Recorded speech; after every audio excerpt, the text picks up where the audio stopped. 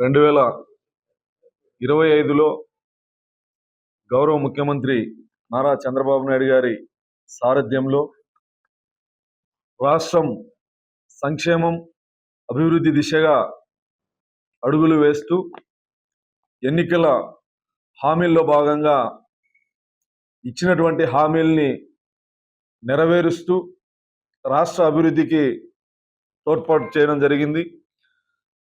Super 6 హామీల్ని ఎన్నికల మేనిఫెస్టోలో స్పష్టంగా ప్రజలకి ఇవ్వడం జరిగింది. గౌరవ ముఖ్యమంత్రి చంద్రబాబు నాయుడు గారు, అదేవిధంగా నారా లోకేష్ గారు, పవన్ కళ్యాణ్ గారు, బీజేపీ కూటమి నాయకుల ఆధ్వర్యంలో హామీ ఇవ్వడం జరిగింది.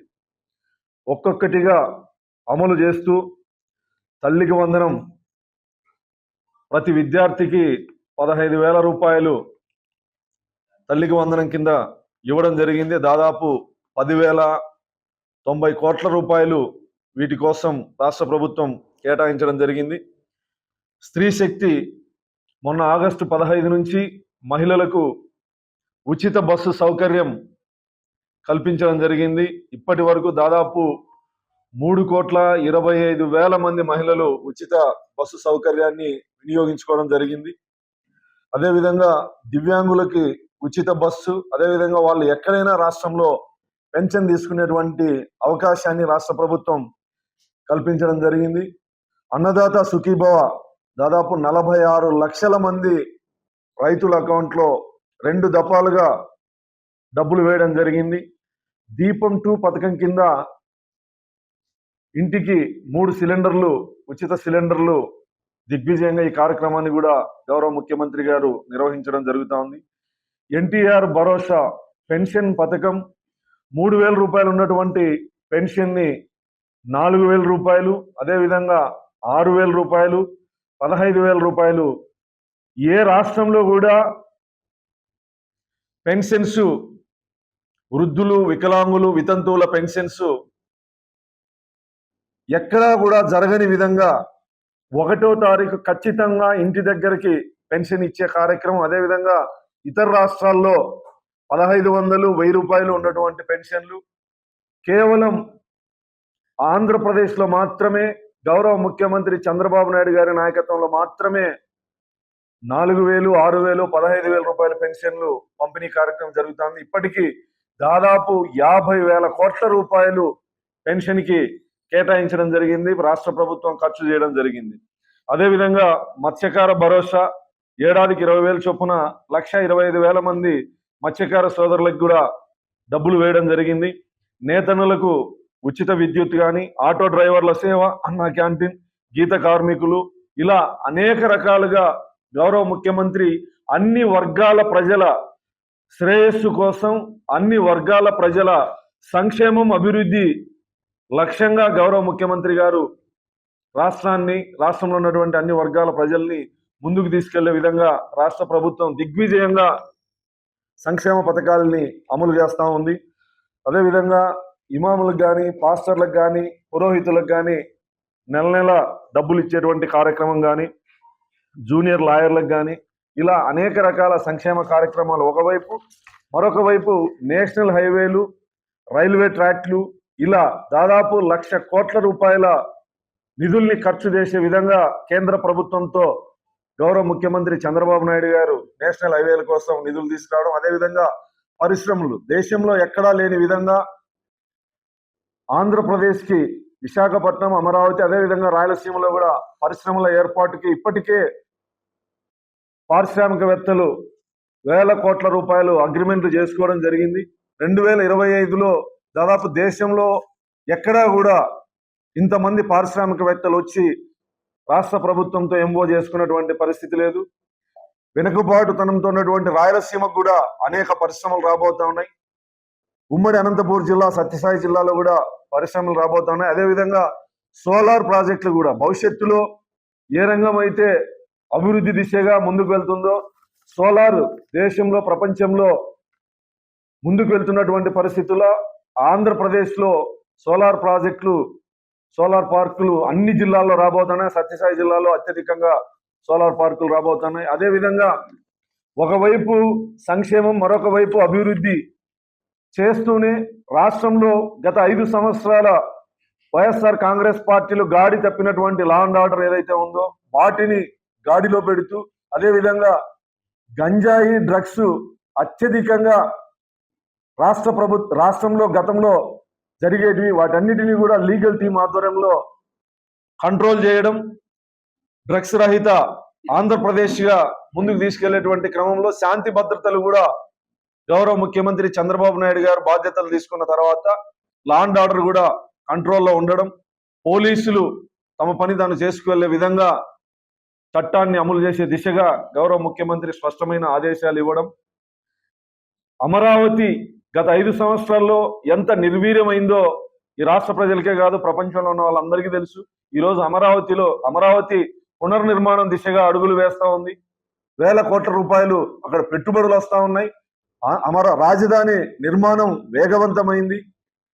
అదేవిధంగా అభివృద్ధి వికేంద్రీకరణ దిశగా ఉత్తరాంధ్ర, అమరావతి, రాయలసీమ 3 ప్రాంతాలని కూడా సమగ్ర అభివృద్ధి దిశగా గౌరవ ముఖ్యమంత్రి చంద్రబాబు నాయుడు గారు అడుగులు వేస్తా ఉన్నారు. అదేవిధంగా ఆంధ్రప్రదేశ్ లో దాదాపు 4000 కిలోమీటర్లు ఉప ముఖ్యమంత్రి పవన్ కళ్యాణ్ గారి ఆధ్వర్యంలో ప్రతి పల్లెలో సీసీ రోడ్లు దిగ్విజయంగా వేయడం జరిగింది. గత 5 సంవత్సరాల్లో గ్రామాల్లో ఎక్కడా కూడా జగన్మోహన్ రెడ్డి గారి ప్రభుత్వంలో గ్రామాల్లో ఎక్కడా కూడా 1 కిలోమీటర్ సీసీ రోడ్లు వేసినటువంటి పరిస్థితి లేదు.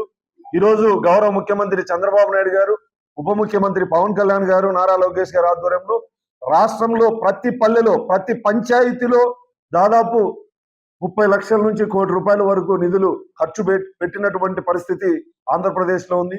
గతంలో పంచాయతీ వ్యవస్థని పూర్తిగా నిర్వీర్యం చేసినటువంటి పరిస్థితి. పంచాయతీలకి వచ్చేటువంటి ఫైనాన్స్ నిధులు కూడా రాష్ట్ర ప్రభుత్వం లాక్కునేటువంటి దుర్మార్గం నుంచి ఇప్పటికీ 2 దఫాలు పంచాయతీ అకౌంట్లలోకి డబ్బులు వేయడం జరిగింది. గ్రామాల అభివృద్ధి, మండల నియోజకవర్గాల అభివృద్ధి, అదేవిధంగా రాష్ట్ర అభివృద్ధిని చంద్రబాబు నాయుడు గారు ముందుకు తీసుకెళ్తున్నటువంటి పరిస్థితి. ఎప్పుడూ లేనటువంటి విధంగా విద్యా వ్యవస్థలో సమూల మార్పులు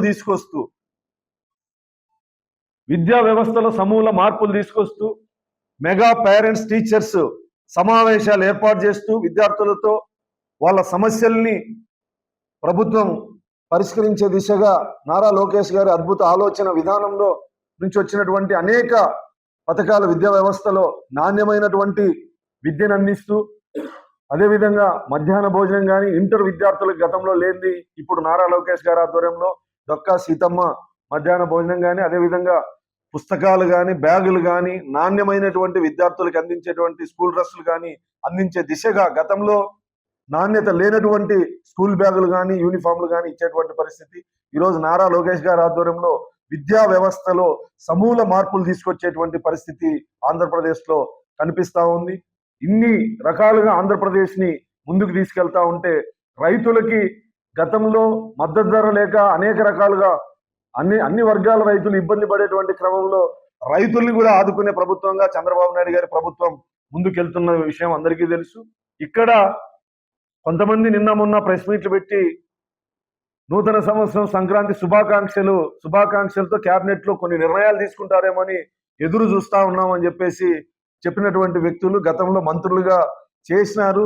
ఏ క్యాబినెట్ పండగ ప్రజల అవసరాల రీత్యా క్యాబినెట్ మీటింగ్ లో కొన్ని తీర్మానాలు చేయడం, అమలు చేయడం జరుగుతుంది. కానీ నీకో ఇంకొకరికో శుభాకాంక్షల్లో రాష్ట్ర ప్రజలందరి సంక్షేమం కోరి గౌరవ ముఖ్యమంత్రి చంద్రబాబు నాయుడు గారి నిర్ణయాలు ఉంటే ప్రజలు హర్షిస్తా ఉంటే, ప్రజలు హర్షం వ్యక్తం చేస్తా ఉంటే ఈరోజు రాష్ట్రంలో 5 రెవెన్యూ డివిజన్లు కానీ, అదేవిధంగా కొన్ని జిల్లాల పెంపు కానీ, పరిపాలన సౌలభ్యం కోసం ప్రజలకి పరిపాలన దగ్గర చేసే విధంగా రెవెన్యూ డివిజన్లు, జిల్లాలు ఇలా అనేక రకాలుగా ప్రజల్ని పరిపాలిస్తున్నటువంటి చంద్రబాబు నాయుడు గారిని విమర్శించడానికి ఏవీ లేక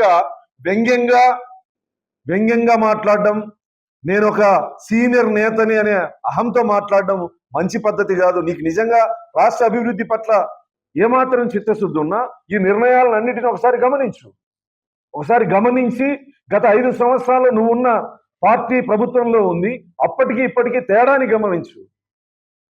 గమనించకుండా మీడియా ముందుకొచ్చి రైతుల కోసమో ఇంకొకరి కోసమో మాట్లాడేటువంటి కపట ప్రేమని ఈ రాష్ట్ర ప్రజలందరికీ తెలుసు. గతంలో మీ నాయకుడు ముఖ్యమంత్రిగా ఉన్నప్పుడు బత్తాయి రైతు పులివెందల్లో పాయిజన్ తీసుకొని సెల్ఫీ వీడియో తీసుకొని చనిపోయినటువంటి పరిస్థితి ఉంది. అయినా ఏ రైతుల్ని పట్టించుకున్నటువంటి పరిస్థితి లేదు. ఎక్కడైనా ఏ సమస్య వచ్చినా రాష్ట్ర ప్రభుత్వం తక్షణమే స్పందిస్తుంది, సాక్షాత్తు ముఖ్యమంత్రి గారితో సహా. అది రైతుల విషయమైనా, కార్మికుల విషయమైనా, విద్యార్థుల విషయమైనా, ప్రజల విషయమైనా, ఎవరి విషయమైనా ఏదైనా జరిగితే ఇమీడియట్లీ యాక్షన్లోకి గౌరవ ముఖ్యమంత్రి గారు వస్తా ఉన్నారు. గతంలో ఎవరు ముఖ్యమంత్రి గారిని కలవాలన్నా లేదా ఆయన ప్రజల్లోకి రావాలన్నా జరిగేది కాదు.